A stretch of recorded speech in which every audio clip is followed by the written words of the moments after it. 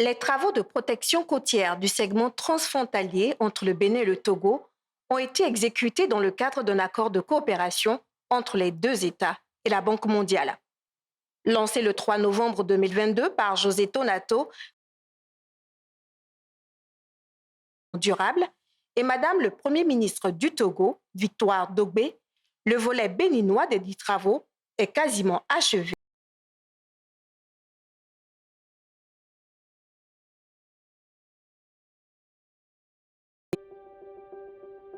C'est une architecture mixte, assez nouvelle, transfrontalier dans la commune de Grand Popo, en République du Bénin. Conduit dans le cadre du programme de gestion du littoral, construction d'épis, au comblement du bras mort et à la mise en transfrontalier, depuis Abaudranfort jusqu'à l'embouchure, ce qu'on appelle la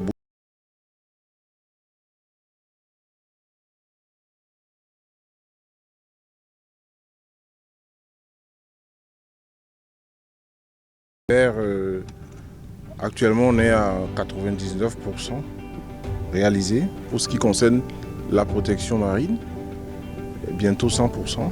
Pour ce qui concerne le segment du Bénin, il est prévu, comme vous l'avez vu, la mise en place de 8 épis, courts à partir de la bonne frontière Bénin-Togo, et puis d'un moteur de sable à partir du dernier épi sur un linéaire de 5 km.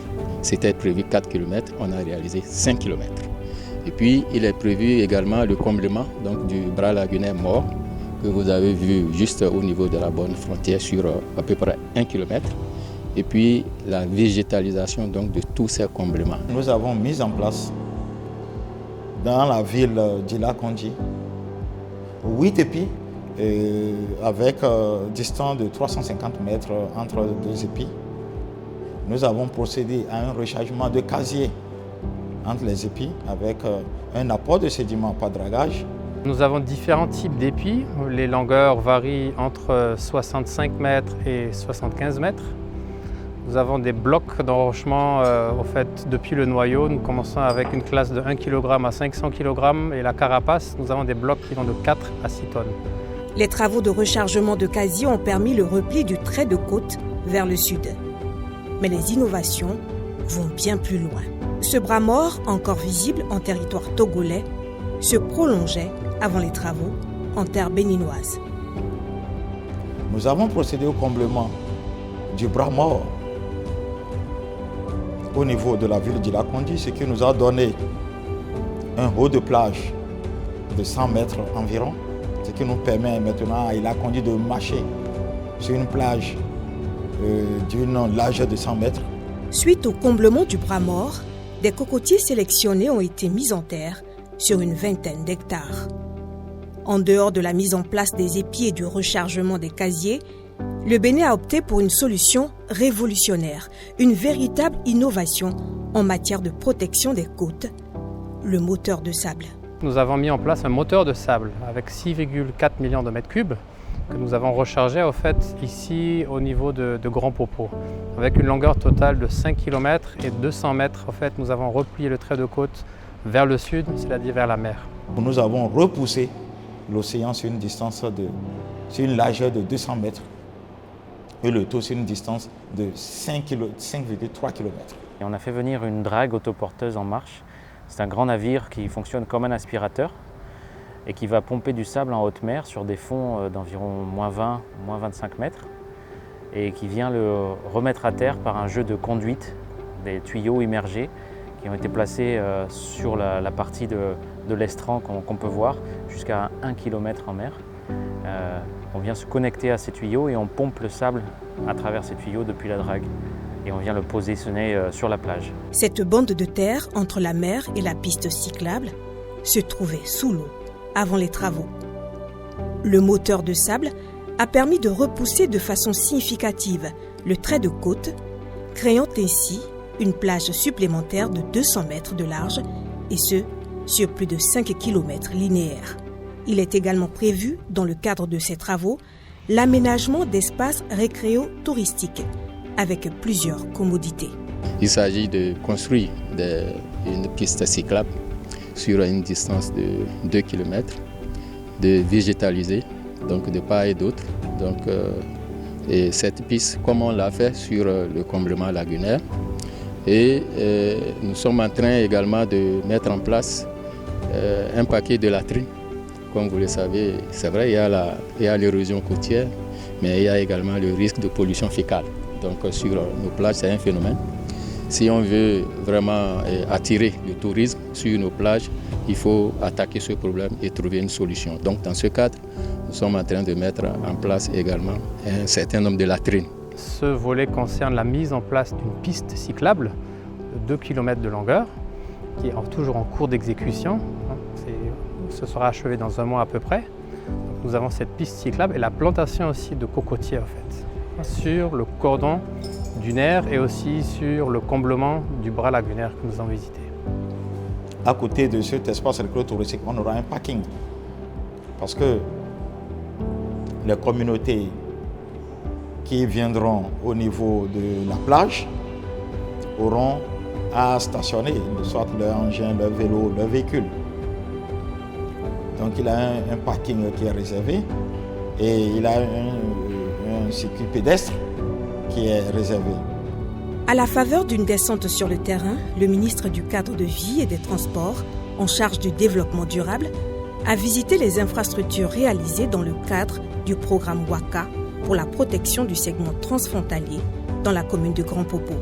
José Tonato est allé voir les épis et constater le chargement des casiers et le comblement du bras mort.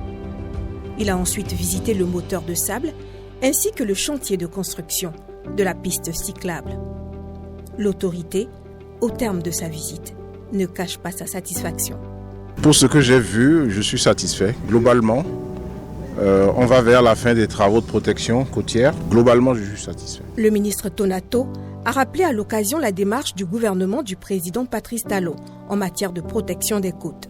Vous savez qu'il y a 2 objectifs pour ce que nous faisons. Le premier objectif, c'est la protection contre l'érosion marine. Éviter que l'eau, éviter que l'avancée de la mer ne détruise nos habitats et nos établissements humains. Ça, c'est fait. Aujourd'hui, tout le monde est tranquille. L'angoisse qu'il y avait sur Ila-Kondji et Agoué, et puis dans une moindre mesure, Grand Popo, cette angoisse a disparu. Deuxième objectif, c'est le développement du tourisme balnéaire, de toutes les activités économiques au niveau local, voire des initiatives venant du niveau national. Ceci préfigure des aménagements balnéaires qui vont venir. Pour l'instant, le projet comporte effectivement des aménagements récréo-touristiques, et donc une piste cyclable, un verdissement, la plantation de cocotiers sélectionnés, traités. Ensuite, on fera un aménagement pour permettre aux populations, dans les limites de ce qui est développable dans une zone comme celle-là, parce que nous sommes dans le domaine public maritime, ce qu'on appelle des PM.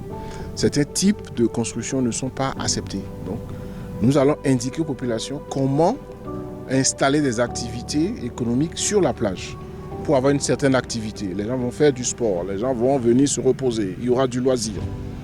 Progressivement, vous verrez des investissements plus lourds comme ce qu'on fait aujourd'hui à Vlekété, ce qu'on fait à Ouida, ce qu'on fait à Fidjobse, se mettre en place. L'objectif, c'est ça, c'est-à-dire protéger contre l'érosion côtière et ensuite permettre le développement des activités touristiques. Ayant effectué cette visite aux côtés du ministre, des autorités administratives et morales livrent également leurs impressions. Nous sommes aujourd'hui à 99% donc de réalisation. Il faut dire que nous sommes animés aujourd'hui par un motif de satisfaction. Nous sommes tous très contents. Les travaux étaient prévus pour une durée de 19 mois. Et nous sommes en train de les terminer un peu avant, avec quelques 2 mois donc, de gagner. Et ce qui compte, c'est la satisfaction des communautés. On a déjà assisté, et après seulement 1 mois de la construction du moteur de sable, à une reconstitution naturelle d'1 kilomètre. Donc de plage sur environ une distance de 80 à 100 mètres de large. Je dirais d'abord que j'ai été stupéfait. J'étais sur les lieux en 2021, je crois bientôt 2 ans. Et je peux vous dire que c'est le jour et la nuit. C'est le lieu pour moi de remercier tout le gouvernement à travers le leadership éclairé de son excellence, le président Patrice Talon, mais également le ministre du cadre de vie qui, avec toute son équipe, ont mis en place un système de suivi rigoureux. J'ai vu à travers cette visite un travail bien fait, réalisé à 99%. Et déjà, on n'a pas encore fermé les travaux. Les travaux ne sont pas clôturés, mais déjà on a commencé par retrouver les impacts. Je crois que nous avons à féliciter toutes les équipes, les techniciens, les cadres qui entourent le ministre, les cadres au niveau du projet, même de l'entreprise. Nous devons les féliciter. C'est très impressionnant ce que nous avons vu aujourd'hui, ce qu'on est en train de voir. Nous sommes très contents. Aujourd'hui, on dort paisiblement. Ces travaux ont apporté un plus par rapport à l'avancée de la mer dans la commune de Grand Popo, et notamment dans l'arrondissement d'Agoué, où les travaux ont réellement changé la berge du côté de Grand Popo. Mido akpena Patrice Talon ne ebedo sona be akwa lodo tona tobedo mea mido akpena be enuko o na mi le djamea le louis comme le ila kondia ejo jinami. Bon, azan de eblonu mion e nya azan dagbebo bibi nu mi bokun ko men mitra la. La collaboration entre les États du Bénin et du Togo dans le cadre de la protection des côtes est un bel exemple de coopération qui attire les regards admiratifs d'autres acteurs sur le continent. Nos impressions, je vais dire, c'est l'émerveillement. Et nous sommes d'autant plus émerveillés que cela symbolise la collaboration qui est souhaitée entre deux pays pour faire face à ce phénomène-là. Et les résultats que nous avons vus sur le terrain sont très encourageants. Et nous sommes totalement contents de ces réalisations. Et nos espoirs, c'est que cela puisse perdurer pour nous permettre de lutter efficacement contre le phénomène. C'est aussi l'occasion de féliciter les deux équipes de coordination du Bénin et du Togo, parce que ce n'était pas évident. C'est une première dans la région et ils ont tenu le pari. Et derrière, il faut également féliciter les entreprises et la mission de contrôle qui sont sur le terrain. Et par-delà tout ça, le partenaire principal, la Banque mondiale, qui nous accompagne dans cette expérience que nous espérons va pouvoir se répliquer dans d'autres régions au niveau du cordon littoral. Avec l'achèvement des travaux de protection du segment transfrontalier, le Bénin se positionne comme un exemple en matière de protection du littoral, car c'est le dernier segment critique du pays qui se trouve ainsi stabilisé. Les plages d'Ila-Kondji et d'Agoué retrouvent leur étendue et progressivement leur verdure. Les 6,4 millions de mètres cubes de sédiments mis en place, de même que les 250 000 tonnes d'enrochement, commencent déjà par montrer leur efficacité. Les 6,4 millions de mètres cubes de sédiments mis en place, de même que les 250 000 tonnes d'enrochement, commencent déjà par montrer leur efficacité. Le défi de la stabilisation du segment transfrontalier est ainsi relevé. L'impact positif des travaux est perceptible. L'angoisse d'hier cède la place à la joie et la quiétude, et même les âmes innocentes l'expriment fort bien.